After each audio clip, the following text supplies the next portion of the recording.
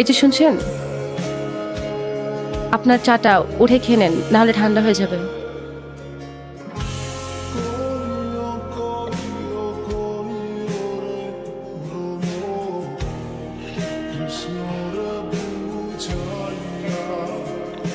যত সব।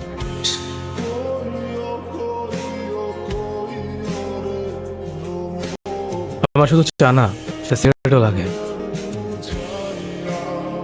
কিন্তু সিগারেট তো খারাপ এরা খায়। আমি তো খারাপ ছেলে। কিন্তু বাবাজি বললো আপনি ভালো ছিলেন। কথা না পারিয়ে একটু খুঁজে দেন।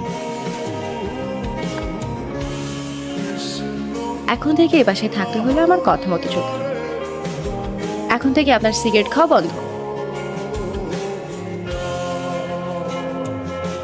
খবরদার, আমার পার্সোনাল বিষয়ে একদম নাক গলাবেন না।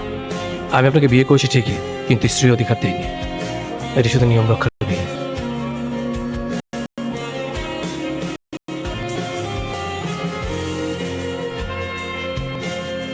দেখো, তুমি একটু বুঝো, আমাকে একটু সময় দাও। আমি আগে কিছু একটা করি, তারপর আমার ফ্যামিলিকে তোমার কথা জানাই। তারপর যদি তারা না মানে, আমরা পালিয়ে যাব। তুমি প্লিজ এরকম করো না, প্লিজ। দেখো, আমার কিছু ভালো লাগতেছে না। আমি জানি না আমি কি করব। যাও তো, পাছাড়ো। যেদিন কোনো কিছু করতে পারবা সেই দিন তোমার এই চেহারা নিয়ে আমার সামনে আসবা। তাই কোনো তোমার এই চেহারা আমাকে দেখায়ও না। দেখো, তুমি এরকম করো না। আমি তোমাকে অনেক ভালোবাসি, একটু বোঝার চেষ্টা করো প্লিজ। জীবনে একবারই একজনকে বলেছিলাম, তোমার পায়ে পড়ে আমাকে ছেড়ে যেও না। শোনেনি। আমার ভেসে যাওয়া দু চোখের সমস্ত জল অবহেলা করে, আমার ক্রমাগত কাঁপতে থাকা গলা সমস্ত আকুতি মিনতিকে অগ্রাহ্য করে সে চলে গিয়েছিল। ওই ঘটনার পর আমি বুঝতে চেয়েছিলাম, যারা চলে যেতে চায় তাদের চলে যেতে তো হয়। তোমাকে নিয়ে আমার খুব চিন্তা হয়, কখনো যদি তোমাকে কেউ নিয়ে চলে যায়।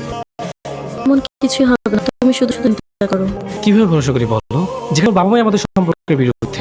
আমার কাছে কেমন যেন ভয় ভয় লাগে। তুমি আমাকে নিয়ে চিন্তা করো না।